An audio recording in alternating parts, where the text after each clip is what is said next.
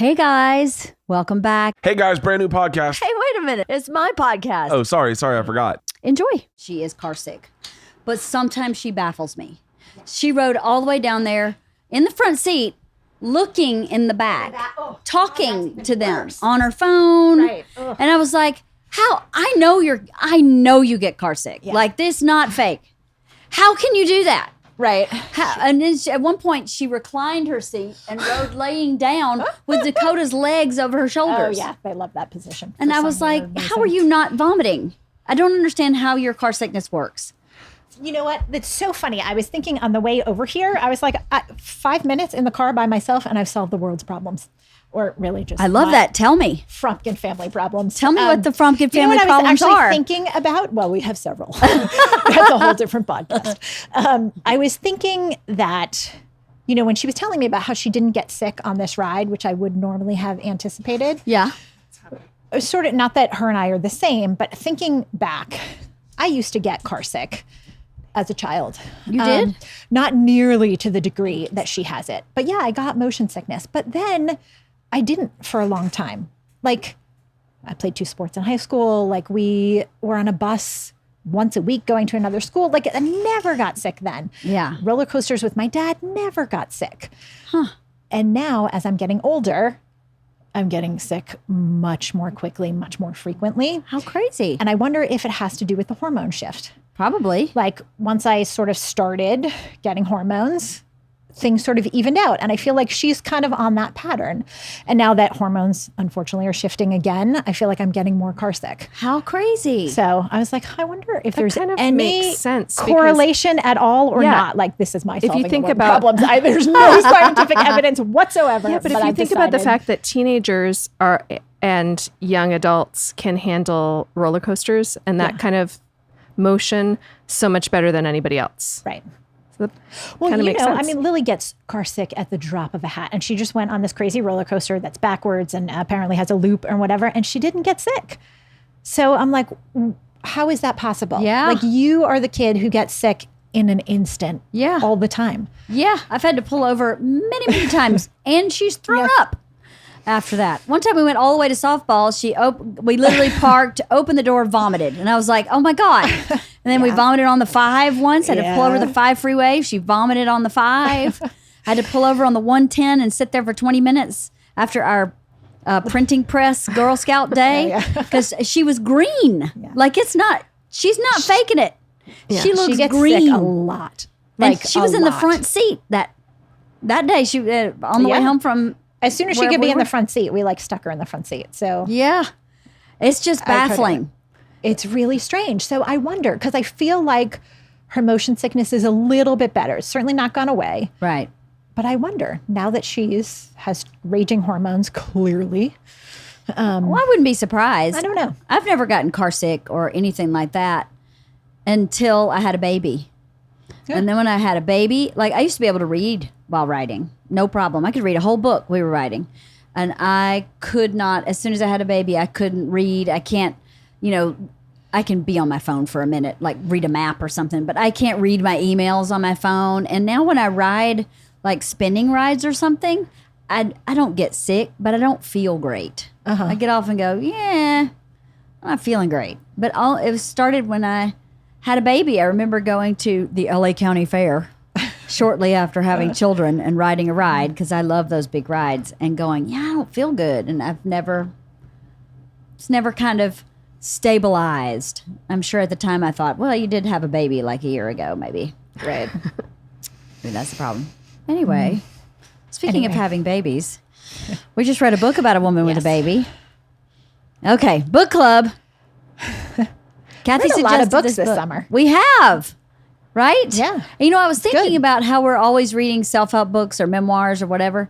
The point of my podcast is to learn. So that shouldn't be such a big shock, I guess, that we're not reading, A is for asphyxiation or whatever your books are. I'm on B is for burglar right now. Oh, you found B. That's Yes. exciting. What was A for? A was for A is for alibi.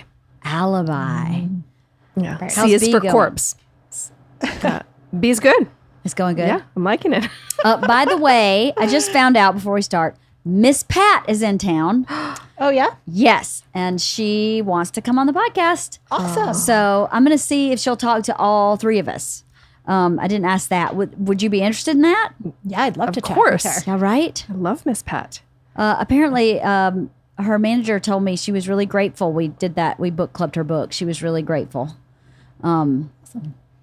And I'd be really grateful for her to come talk to us. I think I might cry the minute I see her. Yeah. Like I'm not even kidding. I was just envisioning her walking in my house when he told me that, and I almost started crying then.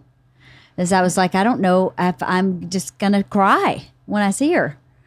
Such a mixed bag of emotions, you know, Yeah. with that person. But anyway, that's exciting That's for our little really, super exciting. really 3-person exciting. book club. Yeah. Plus everybody listening. Anyway, so I don't know. She's here shooting a pilot until the end of September or the end of November. I don't remember what he said. So it may not be real soon, but sometime this fall. Cool. That'll be fun. Yeah, it'll be really fun. Yeah. I'd love to meet her. Yeah. Me too. Yeah. Strap on your seatbelt. She not PG. Wait, were we PG? We're G, I think, compared to Miss Pat. Okay. Well, compared to Miss Pat, Compared but to we're Miss not G. No, we're Yeah, not I G, don't think so, but yeah. we're G compared to Miss Pat. I became very conscious of how often I am dropping F-bombs on here Yeah. when I found out that my children were watching one of our Really? podcasts Which on one? YouTube. It was very innocuous. It was, I think it was It Takes 2 Minutes. It okay. was That's a it was good one. really, Perfect one, yeah. It was a good one. But still, I thought, oh, wow, what am I saying? Right? I watched a little bit and was like, Vivian wasn't too thrilled that I was talking about her messy closet. And I thought, oh, you know what? Just stop at this podcast, okay? Yeah. No more episodes. I know. I felt that way too. I went home last summer and my dad's 70th birthday party. Everybody, and their brother was there. And this woman who is my dad's age, who has kids my age, who I've known my entire life, we used to play together as kids, her kids and me, came up to me and went, I just love your podcast. And I went, oh, shit. Oh. You were not my target audience. I cursed. I talked shit about my mother. This is terrible. And she went, everything you said about your mother is absolutely true. That's exactly how I remember her. And I went, okay, that makes me feel better. Yeah. But I didn't know, and my Aunt Pearl listens. Oh, Aunt Pearl is not the target audience. But I love Aunt Pearl, and I love that she's so supportive, but I just can't think that she's listening because I would be embarrassed, I think, with as much as I curse and talk about blowjobs from time to time. There you go, Aunt Pearl. Rip the Band-Aid off. Don't tell Granny when you get to heaven, okay? She would be upset. But anyway, Cathy suggested this book, Maid, by Stephanie Land. We read it pretty fast, right? Very Pretty fast. easy read. It's really fast Agreed. read. What were your thoughts, ladies? What do you think about this book? I really liked it. You did? Yeah. Awesome. I enjoyed it. I told you, I thought it was really powerful. There were some things in there that just stuck with me and hit me in a way that I didn't anticipate. Like what? Do we want to talk about what the book is about before we get into that? Explain it. You go ahead. Me. I It's always your podcast. Yeah. Okay. Well, I'll explain it. Okay. So Stephanie lives in Washington State and got pregnant while on birth control and decided to have a baby. And she was not married. She was in a relationship, but it was not a long-term relationship, I don't think. Mm-hmm. And it was not a healthy relationship. But she decided to keep the baby and raise it on her own. And the path was hard. She was on government assistance.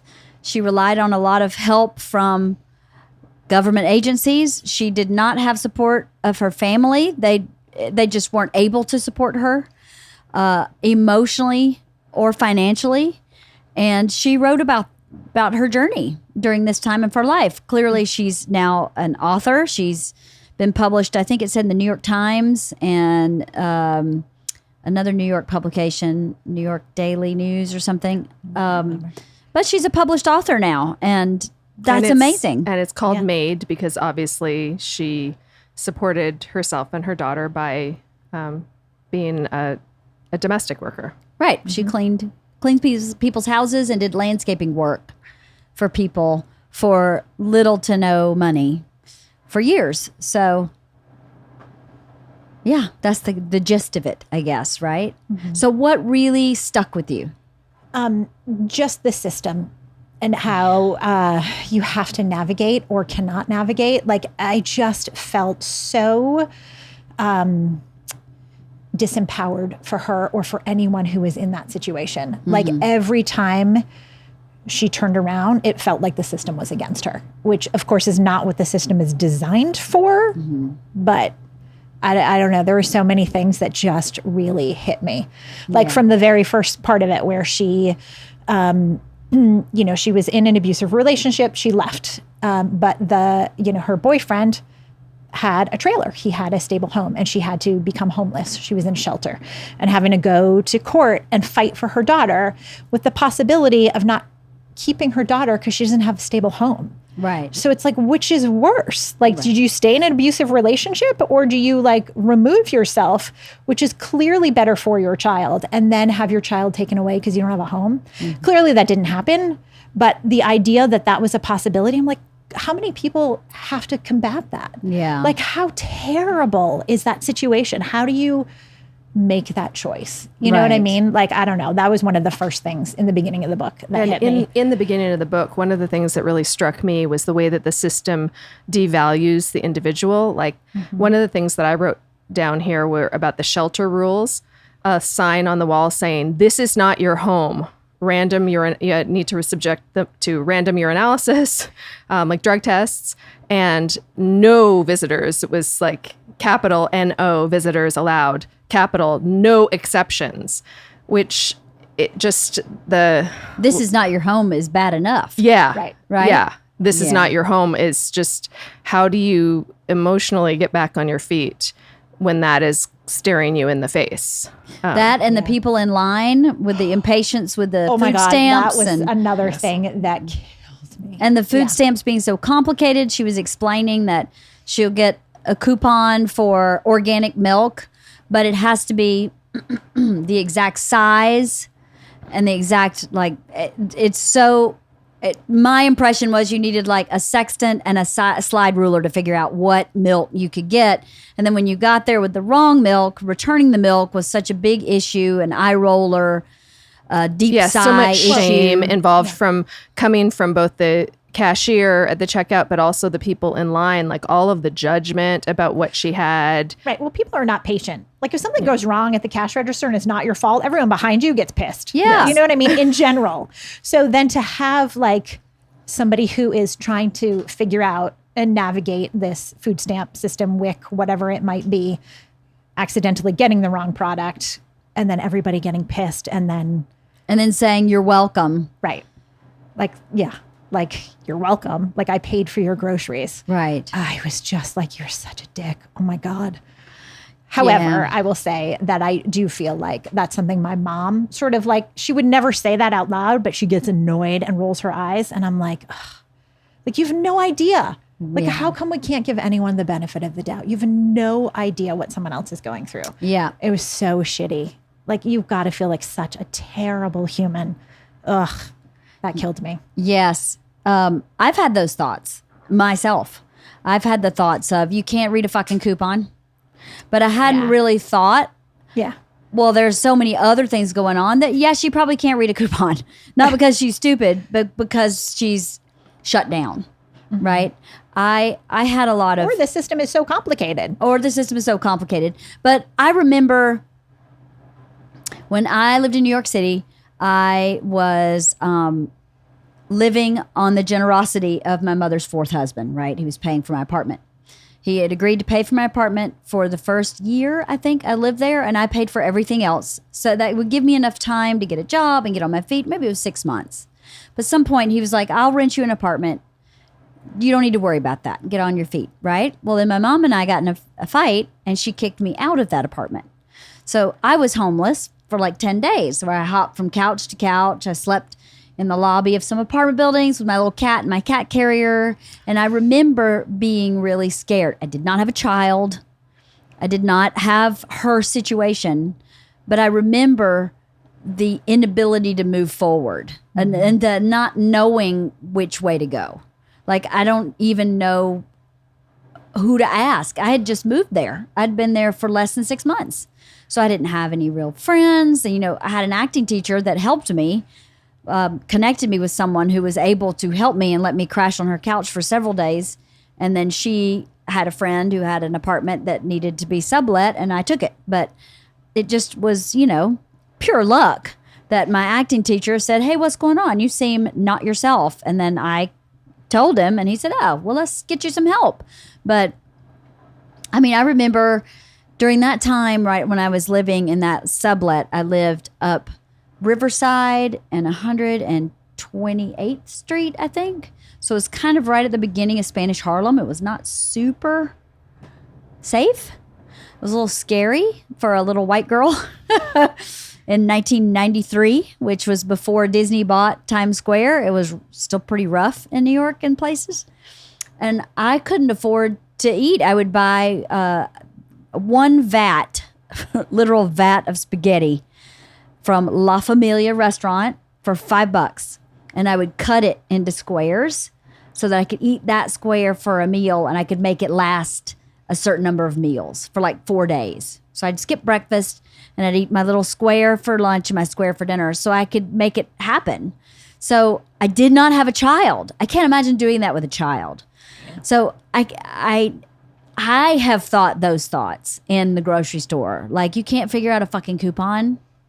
Like, recently, not in the past 5 months or whatever, but in my adult life, when I have had prosperity and forgotten that I know what it feels like to count your change to be able to eat. And I feel bad about that I totally forgot that I know what that feels like in some ways. This book was hard for me to read because it put a lot of my own unconscious biases in my face. And that's one of them.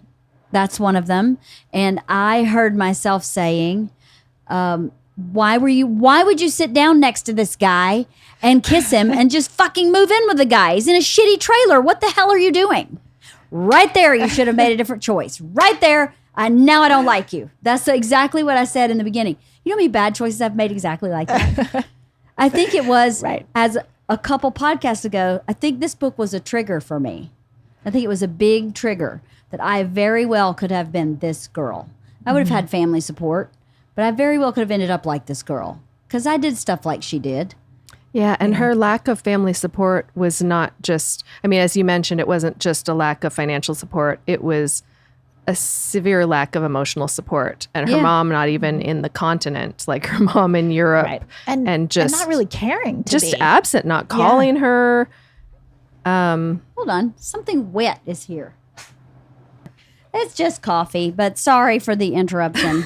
I don't even know what we were talking about, but I was like, wait a minute. You were triggered because it could have been you. And we were talking about the lack of parental support. Emotional support. Yeah, she didn't have any. She had nothing. So that's why she made choices like moving in with the guy after kissing him.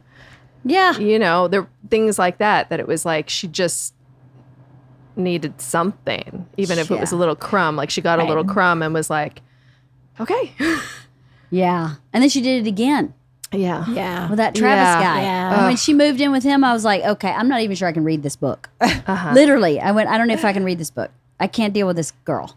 How is she why did she do that? Yeah. Like you had a place. Yeah. You had a place of your own. You were in line to get Section 8 housing.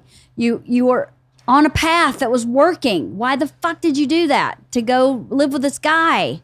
Why did you do that? I literally almost couldn't continue reading the book. It was a big trigger book, I think. Yeah, that upset me funny. too. I was mad not at her. happy about Travis. And then, of course, he's going to kick her out. Of course. Duh. Right, because she continues to choose not good men. Yes. Yeah. And she continues to choose not good behavior herself. She's no drugs, nothing like that going on. But I felt like she stayed in that spiral of, what are we going to do? What are we going to do? What are we going to do for so long? But she did talk a lot about how lonely she was, though. Yes, Like, I she can did. understand how she made that choice. I didn't like it, but to be that isolated and disconnected, and literally she's like, I would go back to the ex-boyfriend just to feel touched, even though he was an asshole. Even though, you know what I mean? Like, I don't know. I feel like that is far more common than we would like to believe. Yeah, probably so. I think that's why a lot of people end up staying in abusive relationships. Like, Right. the alternative is worse than what you already know. Probably so. She was living in all of these remote places too. So she Yeah. wasn't, Yes. it's not like she was living in a city and could just go to Starbucks and meet somebody. You Right. know? Right. Yeah, you're right. She's living in the backwoods with Yeah. very few options, and you know, Not seeing people at work. I mean, she's cleaning an empty house. right. So it wasn't, She's the literally opportunities alone. to meet somebody were slim to none. Slim to Yeah. none. Yeah, back to the social services stuff. I had heard this before, that once your life starts improving, your benefits decline, right? So if you make $50 more, they give you $50 less. Right. And she literally talked about that. Yeah. She took on an extra house, got paid $50 more, reported her income, and they took away $50. So she's literally working 4 hours more and getting nothing. Yeah. Like, how the hell do you get ahead? Yeah, How the there's hell no does way. anyone get off the system if this is And how, it's not really rewarding honesty either, because I was like, all I Right. was thinking is, don't report it. Like, Yeah, just don't- Right, because Some exactly. of Just her don't jobs say. were, Yeah. she must have had under the table jobs because she was taking on private jobs, Right. but she was reporting them. Right. And I just thought, oh, just don't report a few. right, just Yeah, don't right. tell them. But yeah, Put that in your pocket. right. Right, because you're screwed if you are honest. Yeah. And I had heard my dad had said that, not from a positive place. I think it was my dad. Somebody back south said, they don't want, people on welfare don't want to make money because then they lose their benefits. Well, I think that's not entirely true. Of course they want to make money, but because my dad would say that and I would go, that's not true. You're full of shit. It may not be my dad. It's somebody, I don't want to pin it on my dad, because somebody back in the South when we were talking around a big table. I don't think that's an uncommon I don't thought. think it is either. So- but he would say that and I'd go, nobody wants to be dependent on government services. But I don't know that he understands, and I definitely didn't understand that happened. That nobody's going to go from making $12,000 a year to 24. They go from making 12 to 13. So that doesn't really elevate you out of this place. And that extra $50, as she explained in this, makes a huge difference. It affected her ability to earn money because it affected her ability to put gas in her car, which is how and she to got pay to her for job. daycare Yeah. and Right. all of it. It's crazy. Didn't Yeah. it decrease her daycare voucher or something? Yes. Yeah. And that's how she worked. So what a terrible cycle. Right. It really makes you not want to work. No. Like, because it is so pointless, is what it seems like. hopeless. Like, and she was not somebody who didn't want to work. Clearly, No. she worked her ass She was off. very did. hardworking. Yeah. Yes, You very know, to then hardworking. be slapped in the face, you're like, well, I can understand why someone would not want to make that extra $50 because it literally doesn't help them in any way, no, does nothing. which is, yeah, that bothers me.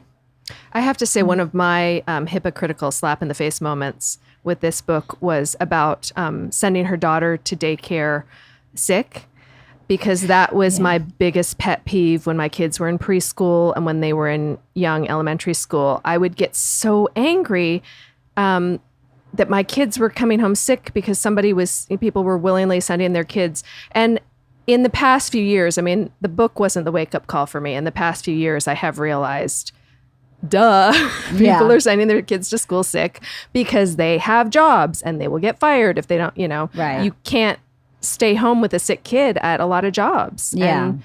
And kids get sick a lot. And also there's a lot of jobs like hers where if you it's not a matter of there are a few sick days and you use them up. It's a matter of if you don't show up, you don't get paid. Like, Right. And subsequently fired if you don't show up Yeah. enough. yeah. yeah, that was hard too, because she doesn't want to send her kids school sick. No, and she didn't want to work a zillion hours cleaning other people's toilets and be away from her daughter, but she did it to take care of her daughter. Because she had to. Yeah. The other big thing that really, really stuck with me was at some point, I think it was later on in the book, where she's talking about how, she got on some program where she went back to college, but over the summer, there was no funding for classes. So she couldn't take classes. So she was giving an example one day where she had worked 12 hours. She'd gone to pick up her daughter, which was like 3 hours away. Her daughter's asleep. She has no studying to do. It's like 10 o'clock at night, and she just wants to sit down and watch TV.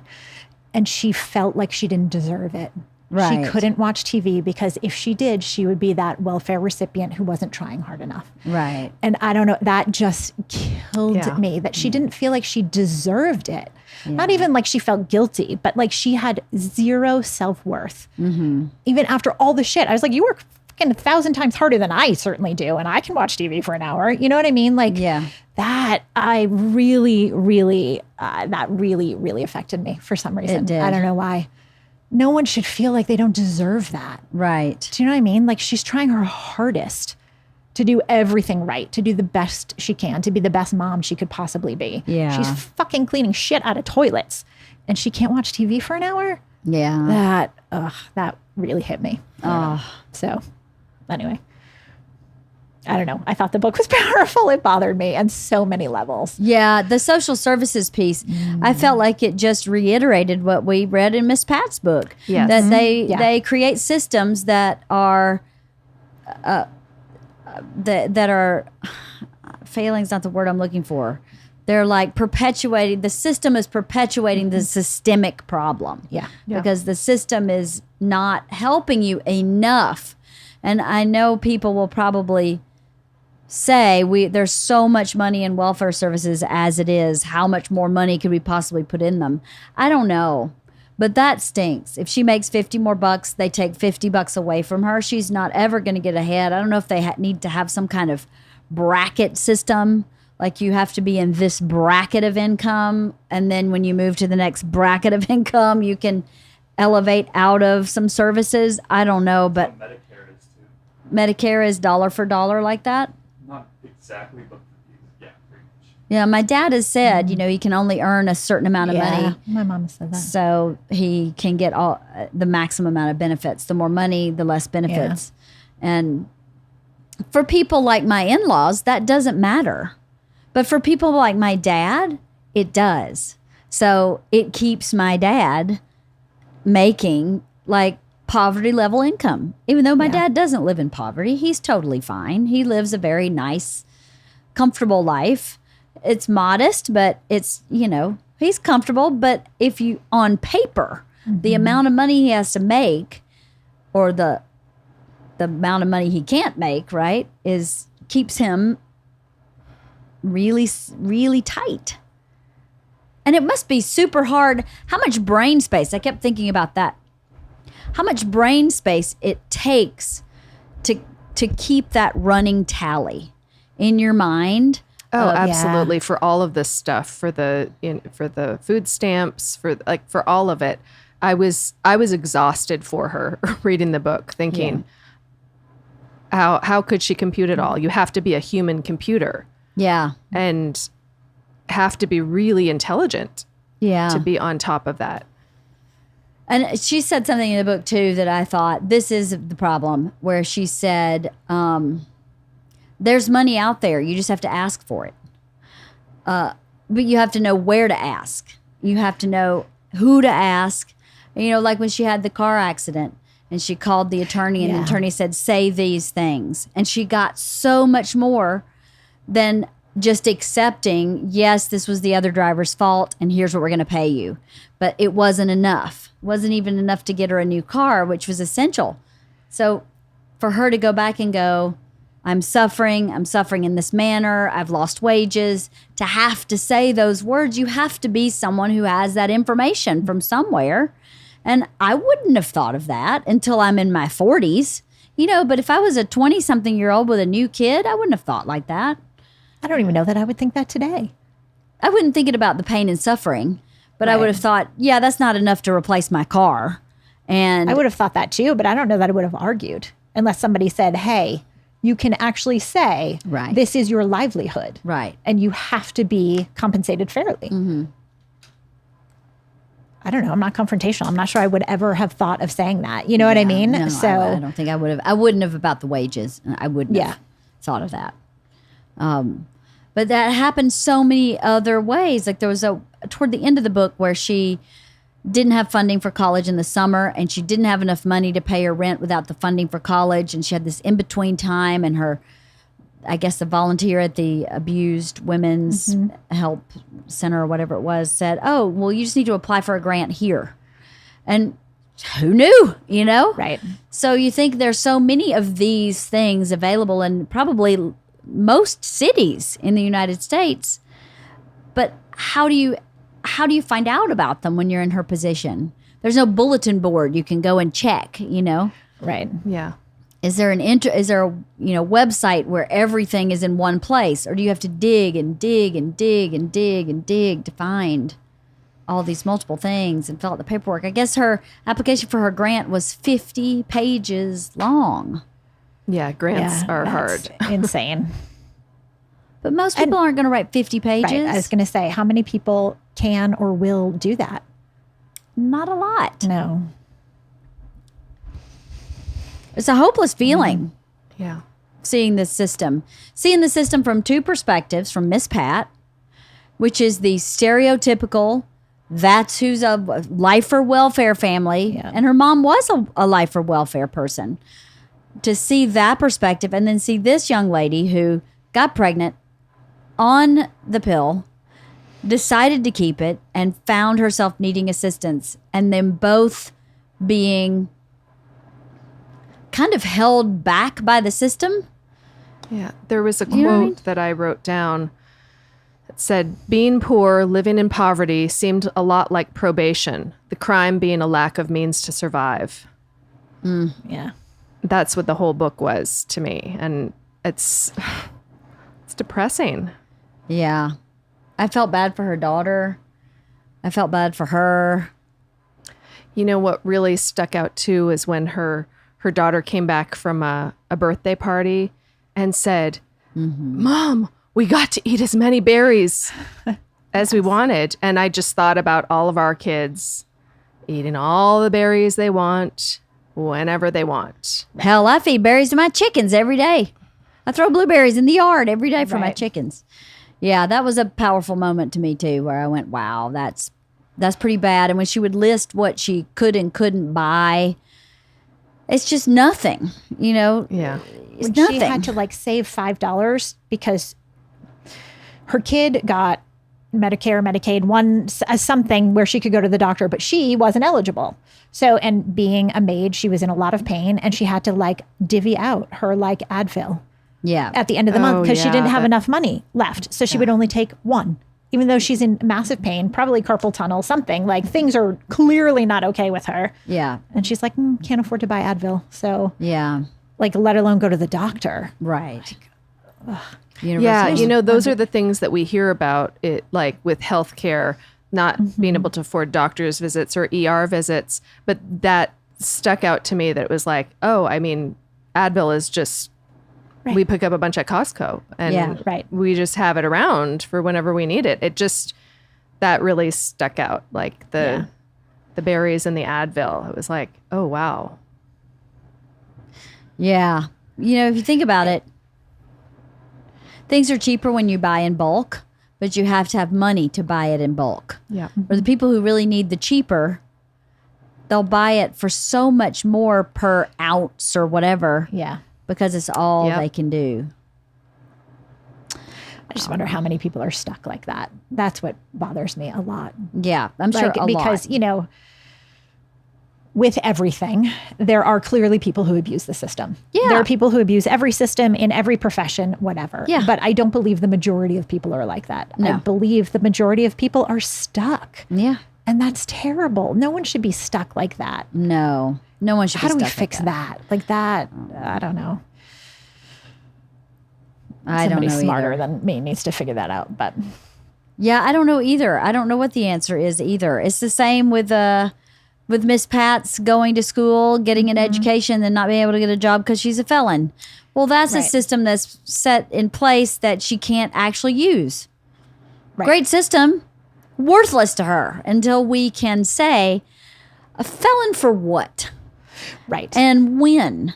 And how long ago? Right. And what have you done with the 20 years since you were a felon and now? Exactly. Yeah. Oh, you're a felon because you sold marijuana in 1984? Okay. I think I'm okay with you coming to work, you know? Right. But that's not how it works. No. Convicted felon is just a no. My uncle was a convicted felon. Nicest guy you ever met. His felony was 5 DUIs. 5th DUI became a felony. So now he's a convicted felon. Yes, it's terrible to have 5 DUIs. 100%. Clearly, he had an alcohol problem. Clearly, he was an addict. He never hurt anybody. Not that that's an excuse. But, you know, the guy gets sober. He never did. But if someone were like him and got sober and tried to get a job, he still has to check yes on, are you a convicted felon? I just don't think that's fair. You know? Right, because he'll never even get in the door. No one's ever going to ask that question because once you see the application, it's Over. straight in the garbage. You It's know, over, like yeah. there's no, you don't even get an opportunity to explain No. or redeem yourself in any way. So it's a broken system. Very broken. Our system here is broken in so many ways, I feel like. So many of our systems are So broken. many. Yes. And I don't know how to fix them. Our homelessness in this neighborhood has exploded. I think in this Yes. city in general. Yes, in the city in general, it's exploded. It's exploded. I mean, I'm not even exaggerating. It went from one person on a street corner to 10 or 12. Every corner And almost. every corner. Yes. It's crazy. I It don't know is what amazing. has happened.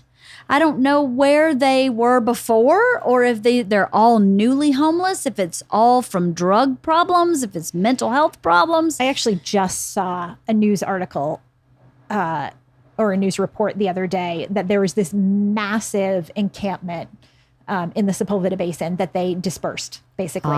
They can't arrest anyone, so they just moved everyone. Now, granted, that is not necessarily the problem because I know, they've been popping up all over the place, but I know that those 60 some odd people or whatever are now elsewhere. Right. So, like, we're just moving the problem around. We're not solving it in any way. No. But And it seems like it's getting worse. it does. Yeah. We're not just moving it, it's also increasing. Yeah. I think you're right. I don't know. Bert comes home almost every day and goes, sincerely, what can we do Yeah. to help? Like, tell me what we can do to help. I don't know what to do to help. And I wouldn't know what to do to help her. Give her $20 a week?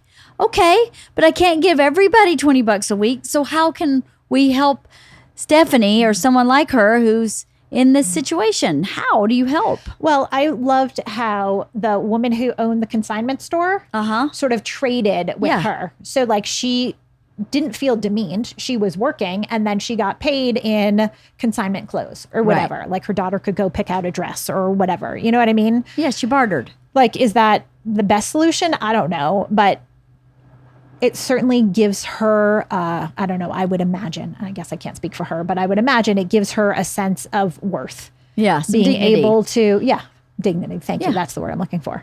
I don't know. Is that possible to do? Like she was, that, not gardener, but, she was pulling weeds in exchange for living in that apartment. Yeah. Yeah, and cleaning house. Yeah. Knew that was too good to be true. Yeah. As soon as that showed up, I was like, this ain't lasting Something's long. right. Something's Yeah. going to go down I here. knew that Yeah. woman was going to fall apart.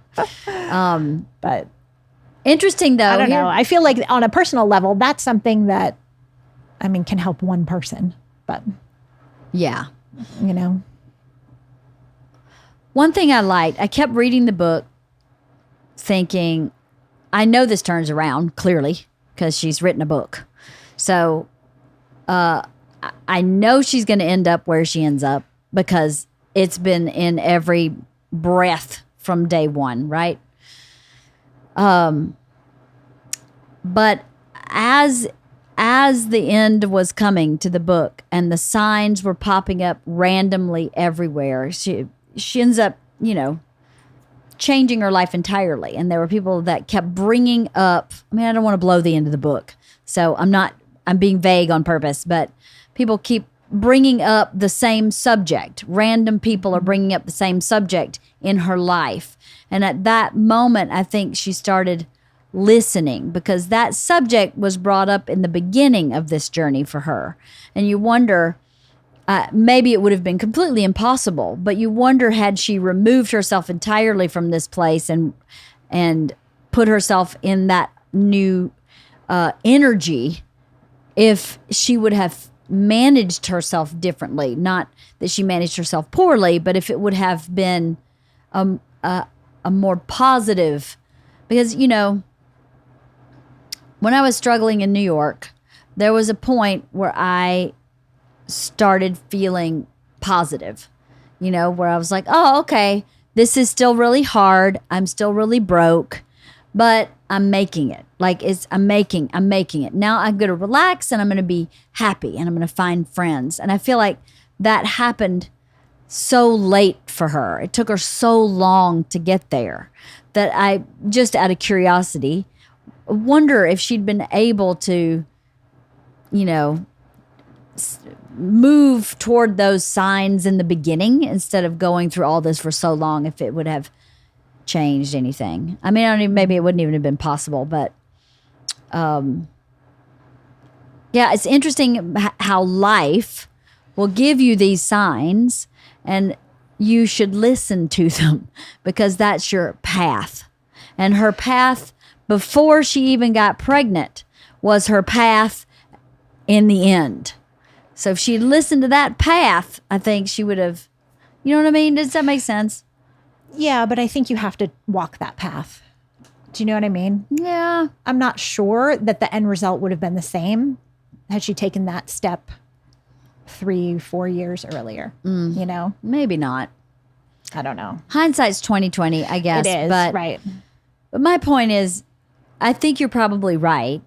My point is, there are always signs, right? I believe you get into a flow in your life. And when those signs pop up, like when we got Mona, our dog, Isla was 2 and 2.5. And she wrote a note to Santa that said, "Dear Santa, bring dog."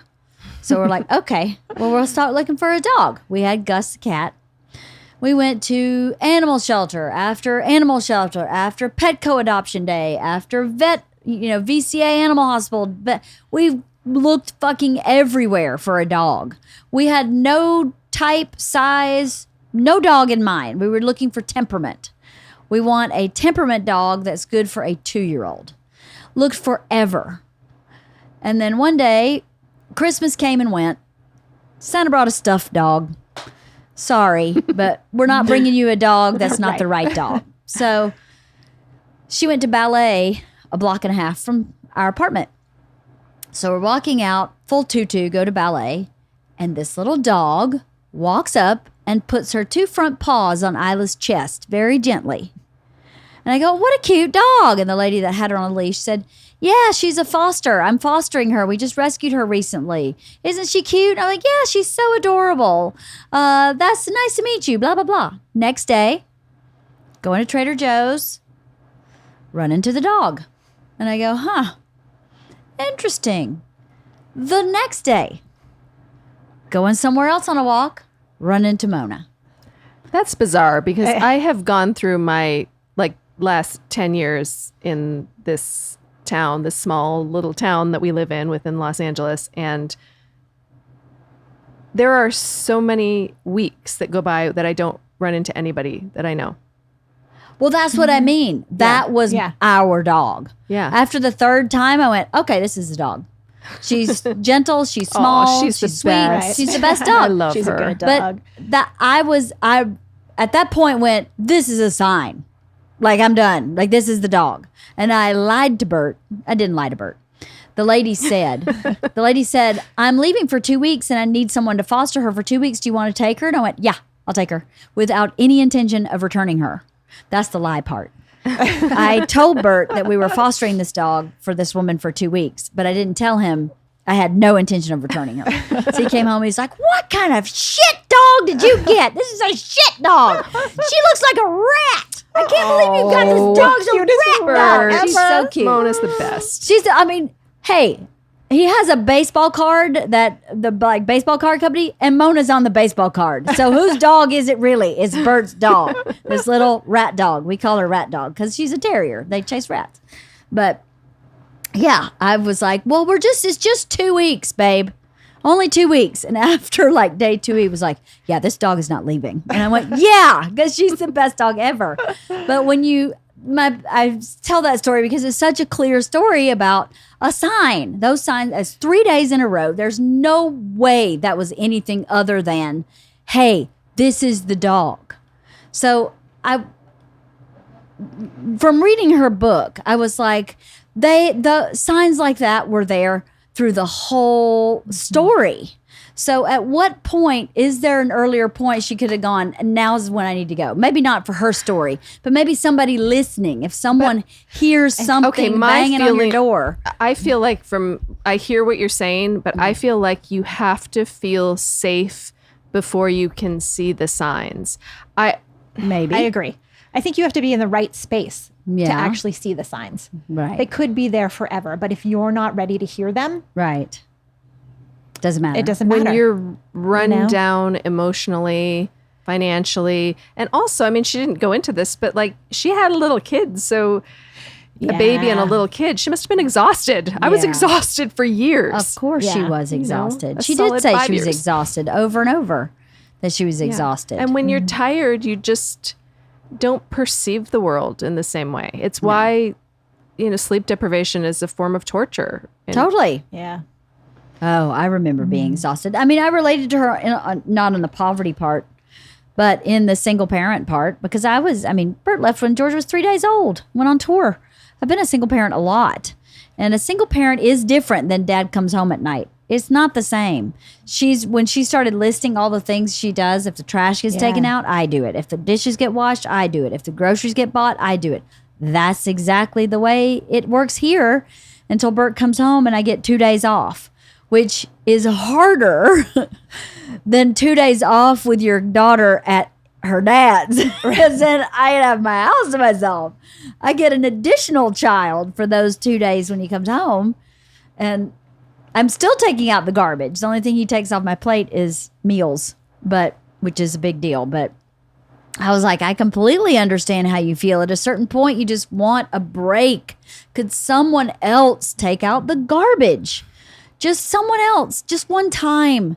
Would be so nice if I didn't have to wash all the dishes every time. It would be so nice. I really related to her with that too. Yeah. What else? What else, ladies? You have a list. I don't know. I mean, a lot of these it's stuff that we've talked about. It was the Happy Meal being the big luxury night out when she got paid, when she got the bigger job, which wasn't, I mean, it was still cleaning a house.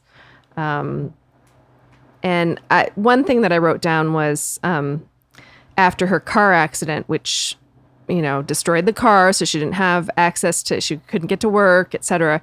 She said, I'd been there for Mia, but I needed someone to hold my hand, to be there for me. Sometimes mothers need to be mothered too. Yeah.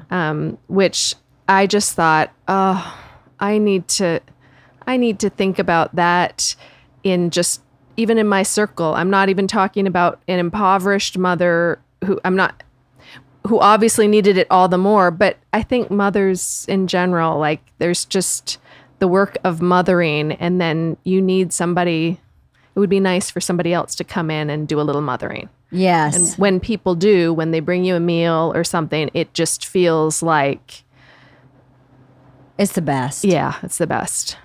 It is. I agree. That is a good statement there. Sometimes mothers do need, that's a really good perspective, that we do need mothering. My Aunt Diane used to come in to town when she was alive, and she did every stitch of laundry the whole time she was here. Mine, Bert's, my kids. And I used to appreciate it so much. And I used to think this is what it's like to have your mom come to town. Is she just like cooks and does your laundry. That's amazing. But anyway, my Aunt Carol does that too. When she comes, she cooks. And that's true. It is nice to be mothered, to just kind of not be the one in charge. Yeah. I get tired of being in charge. Yeah. You don't get that. You don't have a mother that comes in and mothers you. No. No. That's like having another child when she comes. Yeah. You don't get Who that either. tells me do you? that I'm doing it all do. wrong. I get that. You do? My mom is incredibly nurturing, and she comes to town and wants to take me out to lunch and wants to that's great. make meals, and and does laundry, and I'm like, you're almost 75 years old. Like, slow down. No, let me do it. But yeah, it's nice. So maybe you should relax into it next time and go, yeah. Yeah, right.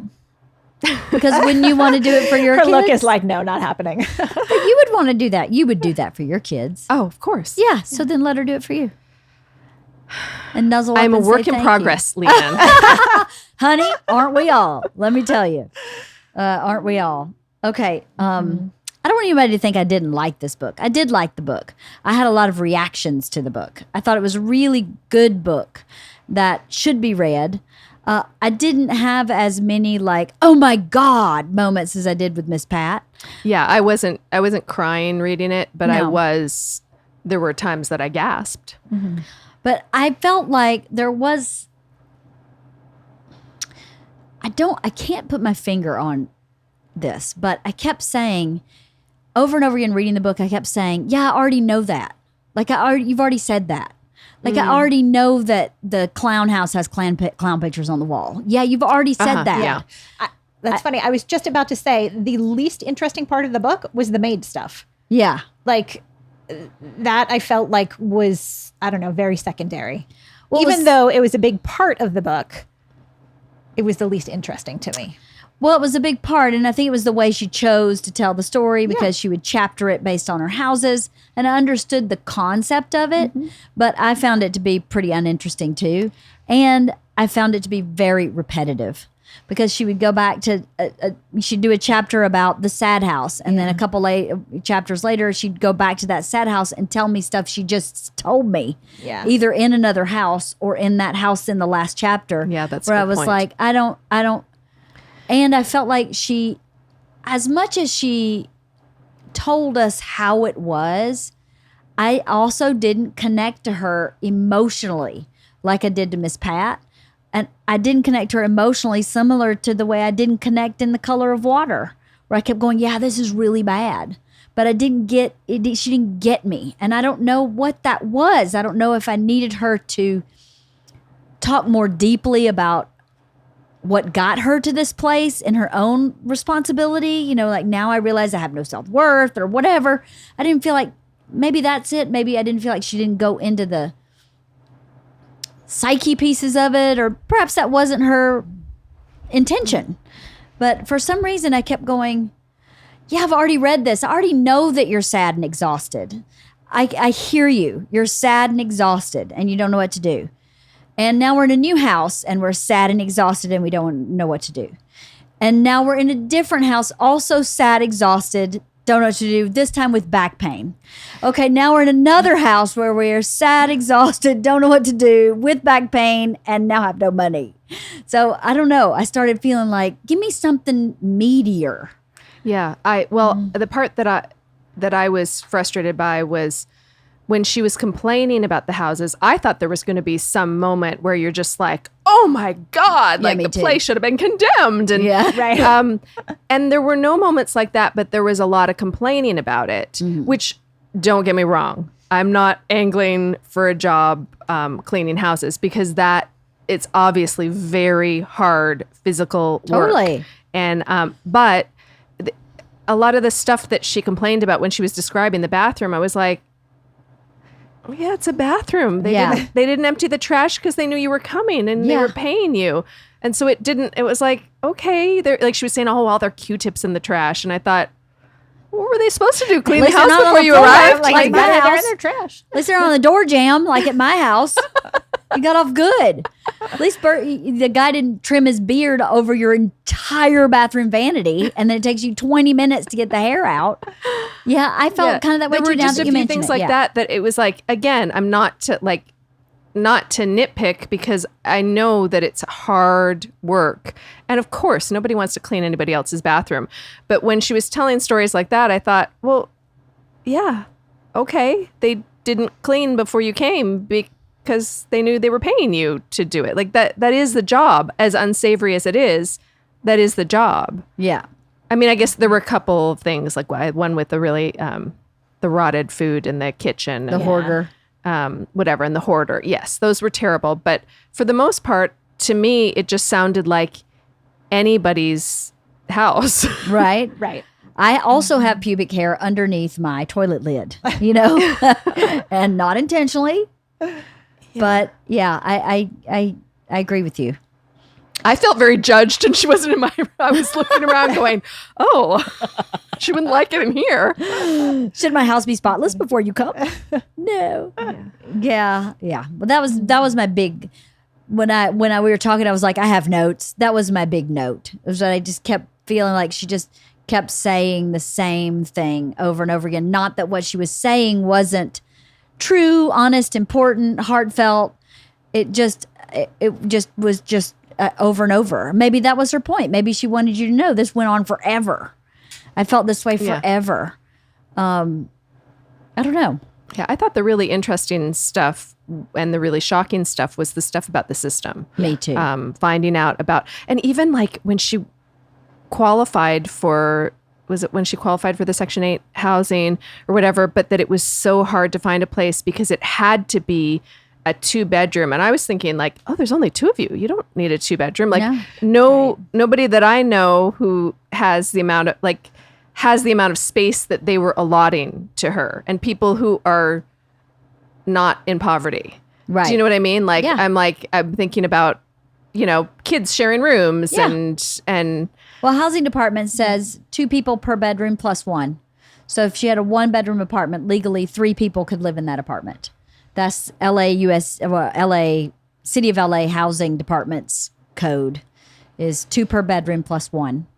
Yes, but So- in this, they were saying Right. it was 2 bedrooms, and it was just her and her baby daughter. Her daughter was a baby at the Yeah. time. It was like, wow, 1 bedroom is generous. Like, and then when she ends up not falling out of she doesn't qualify for it anymore because she's been with Travis, and she gets the place, the little tiny place, and she was going on about how small it was, the little studio, and I was like, yeah, but it is just the 2 of you, like, not to diminish, but I'm like, oh, we live in a small place, and I don't know, not to compare, but it's like the standards within the system were too high for anybody to attain. Right. So how could she find this magical 2-bedroom apartment that was going to meet their specifications? Right. Yeah, it was, everything's complicated. And I liked the way she described how it made her feel with people around her judging her about using the food system, the food stamps or WIC or whatever, and how that made her so self-conscious that she didn't even want to use them because she didn't want anybody to think that she was grifting the system or a career system person. So she would shop there at were certain times that of she day. wouldn't use it, Yes, even though right. she had the food stamp ability. She also mentioned that when she had the setup going with the consignment store where she was cleaning their bathroom, and then she was able to shop there for her daughter, and her daughter got to pick out a fancy dress from a consignment store that she was working towards, but she talked about being one of those welfare moms with the daughter in a fancy dress and feeling judged as she was using her food stamps, and that people were thinking, well, how did she afford that dress? Meanwhile, it's, She bartered for it. Right. And what's the expectation? And it's used. And it's used, yeah. and also, Yeah. how dare you? Like, it's Right. who's How dare you Again, is you have right. no But idea. I think she thought, because this goes back to her not deserving the hour of TV, I think she felt the same way. If I'm on welfare, I shouldn't wear that. I should basically wear clothes with holes in them. practically, so that you know that I need the help, that I'm justified in needing the help. And even then she wouldn't be justified, because there'll be someone who says, you're welcome. Right. All the time. They're going to be those people forever. Yeah. Even her friend. Yeah. The friend Yeah. who said, you're welcome. And she Yes. was like, excuse me? Yeah. It's crazy, huh? Yeah. I hear that a lot when I go back home. You know, they can thank me for their groceries. And yeah, they can. They can, actually. That is actually the truth. They can thank the taxpayers for their groceries. And it should be that we are glad to do it.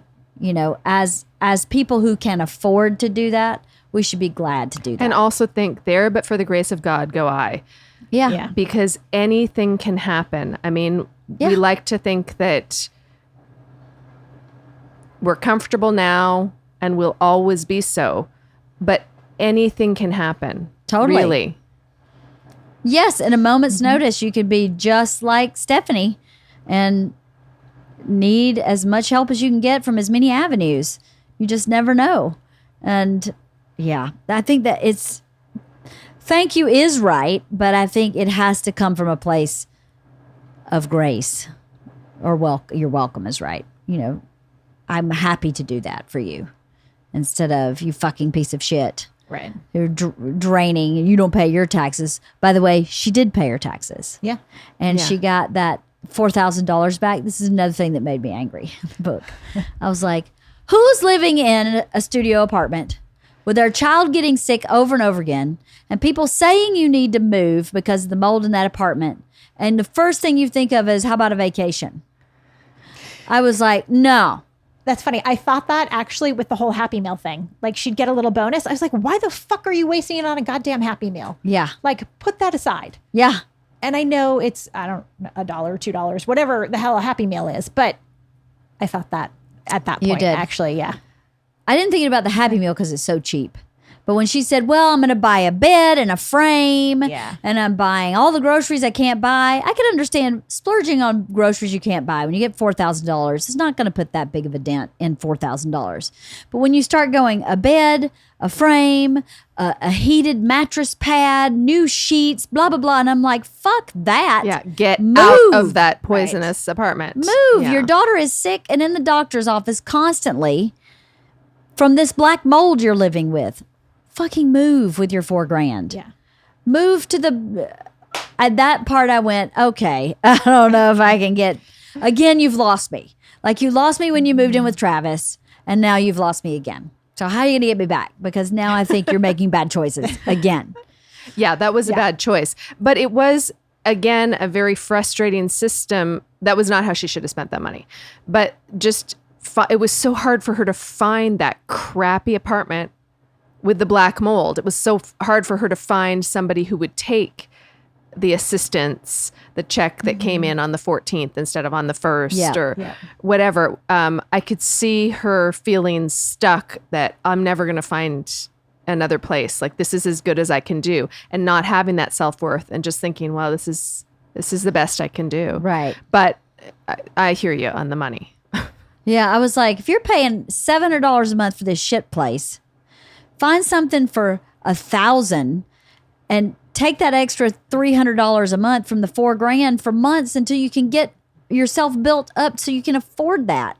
You know, stretch it out. Don't just go, I'm going to get a new bed and a heated mattress pad. And now we can still breathe black mold, but we're warm. Yeah. I was like, what? Just Yeah. makes the mold grow faster. Exactly. Not smart. Invest in some bleach. How about that? A couple masks. And then stay in the apartment. I don't know. Those 2 times she left me. When she went with Travis, I was like, oh my God. And then when she did that with her money, I was like, you know, who am I to judge? I'm not this woman in this life. But that was a reaction I had when she wrote those things. It's like, lady. Just like Miss Pat, I am curious to look her up, and which I haven't done yet, but look her up and see. She's obviously had another daughter since then. Yeah. But I would love to know more about what she's doing now, other than being a published author. But I am too. When I closed the book, I was like, oh, look, we have her now. Oh, she still looks really young. Yeah. This was 10 years ago? Oh, what was 10 years ago? The book came out. Yeah, The book because came out 10 because years ago? her story was Her 10 years ago. The story. book came out this year, didn't it? I think so. I feel like it's fairly new. Yeah, because her references were I have that all- Modest Mouse t-shirt. the references, she made a really good point. I just saw something about the class politics of decluttering. She made a good point about the minimalist Yeah. trend that's happening now of like, tiny houses and everything. And I wish I'd written that down. I think I ran out of sticky notes. And it was a library book. But she made a point about that it's nice when that's a chosen trend, Right. but that when you're actually your only option is to live in a couple hundred square feet, that is a different thing. Right. One thing I did write down is with one of her moves, she was talking about needing to purge her stuff and travel light. And she said, maybe that was the lesson, appreciating the stuff you had, the life you had, using the space you were given. I wish it wasn't a forced journey, but I recognized it as an important part of mine. Right. I don't know. No, it's good. Well, clearly she did well. She got herself out of it, which is inspiring in and of itself. To Yeah. start from that place and get yourself out of it is a big deal. Yep. It's not small. Yeah, clearly. Yeah, and she had another kid. Didn't see a husband in that picture. Not that she needs one or a wife. So I'd be curious to know how that happened. Like, I wanted to know what happened now. That was the when I closed the book, first thing I thought was, well, what's going on now? Yeah. What happened now? It felt like an abrupt end. Yeah, it did. Because there was Yeah. so much, and then all of a sudden, she was there, and it was over. Yeah. I was like, oh, well, Right. surely this was a challenging part too, adapting to the new place and Yeah. Yeah, I would have liked to have known. And That's the what second happened memoir. with sequel. Yes. yeah, probably. What happened with Jamie, with her husband, with the baby daddy? Yeah. Did he just never have any contact with her again? Yeah, that's a good question. Oh, she has a blog. We can find all of this out. Oh, good. I remember she was afterwards. writing a blog during this book. Like during when all Yeah. of this was happening. She was blogging That was about her it. outlet. What's the blog? Look. Currently, I continue to work as a freelancer and as a writing fellow through both the Center for Community Change and EHRP. Cool. Good for her. Yeah. Good for her. So what do you think? Thumbs up for this book? Yeah, I'd I thought recommend so. it. Yeah, Yeah. I do too. Yeah. I would recommend it too. And it was Yeah. it was well written, Yes. and It's it easy to read. definitely drove me to keep going. It wasn't, sometimes we read a book and we're like, ugh, I have to put it down and it takes us forever. This one we all banged out really fast. Yeah, we did. It was a fast read. Yeah. I mean, I think I read the last 100 pages. Well, I read the last, almost 100 pages today. So it went really fast. And that's always nice. Well, thanks for reading it. What else should we discuss? Anything else? Short podcast. Because it was a quick book. Have you guys ever been in a place similar? Like my place of cutting up spaghetti into squares? Doling it out? No, No, luckily not really. no, No. no. I had a roommate, and she really missed her mom. And unbeknownst to me, she did tell me, but she sort of told me in short order that her mom was moving out here. But I didn't realize that meant she was going to move out and move in with her mom instead. And so suddenly it was like,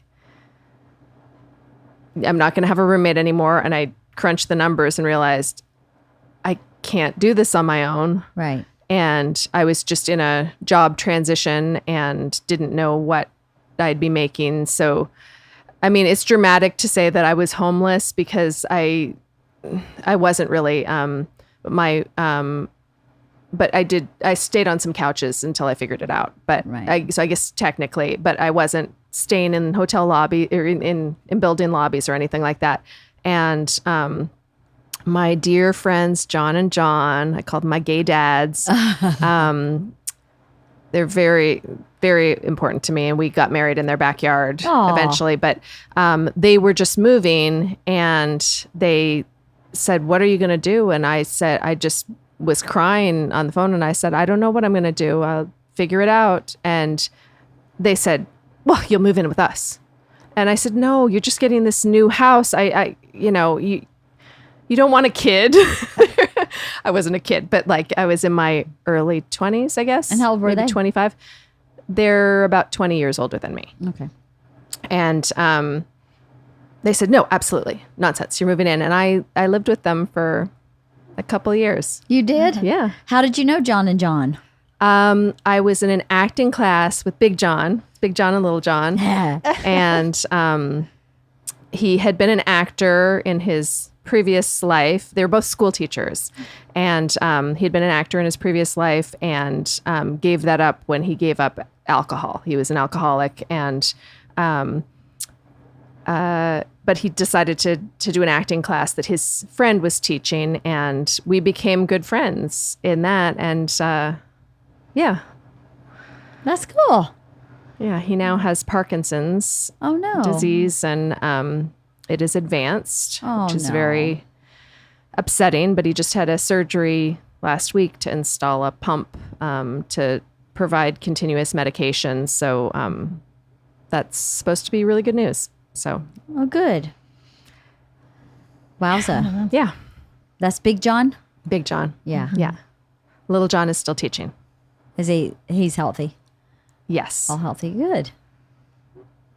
So, yeah, you know what it feels like to be really insecure about Yeah. where you're living. And There was only one day in my life as a parent that I had like a little inkling of what it was like to be her.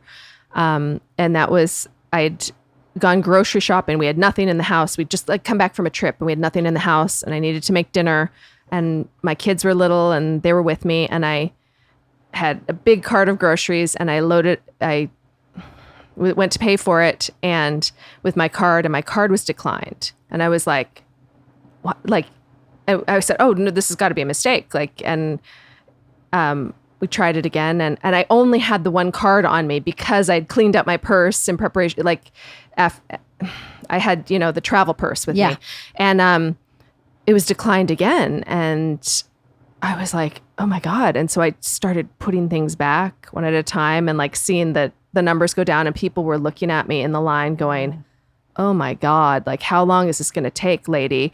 And I was so embarrassed. And the kids were like, oh, we wanted those. And I was like, I'm sorry, I can't afford it right now. It turned out that my card was declined because we had been traveling so much Yeah. that, when they do that. But it was so humiliating. I was so embarrassed and I cried in the car. Oh my God. Even though I knew we had the money, Yeah. but it was such a powerless feeling to go, well, I got to feed my kids dinner now. Like, Right. what are they going to eat now? But I mean, it wasn't that sad. Like, no, I know what you mean. cry me a river, but Yeah. You had other resources. You could have handled it, but no, she didn't. it was fine. It was just the humiliation of people in the line looking at me and thinking, Right, 'cause get they it have together, no idea lady. that yeah. you can actually afford it. Like, Yeah. it's the judgment. Yeah. That's really powerful, I think. Yes, a judgment. Right. It's people's, like you said, not giving them the benefit of the doubt that Right. something's just off or that they need the help. They need it. She needed that help. And it got her through, right? Got her through to a new place. That's great. That's what it's supposed to do. But boy, it didn't make it easy. No, not at all. All right. Well, what's her next book? What's I feel her like we next book? just had this discussion. I know we did. Mindset. We're still Mindset. trudging along through mindset. I'm dragging myself through that book. Trying. Although I put it totally aside to read this book. So Yeah, me too. I can pick It's so it funny. back I up. put it aside at any chance I get. Yeah, I do too. I just can't. I'm having a hard time pushing through it. I'm having a hard time getting in the mindset to read mindset. In the mindset. I'm not in the mindset to read mindset. So should we do that for the next one and just get it over with? Just rip the Band-Aid off? Yeah. Sure. Okay. It might be a little while. You think so? Well, it's going to be at least 2 weeks because the two of you are kind of out of commission for the next 2 Yes. weeks. So, all Yeah. right. Well, thank you for Nervous. showing up every time and for reading all these great books. I've really enjoyed our book club. Yeah, our book club has been on fire this summer. We've- Fuego. We are on fuego. All right. Mindset is the next book. Wait for it. Wait for it. We'll get through it. Thank you.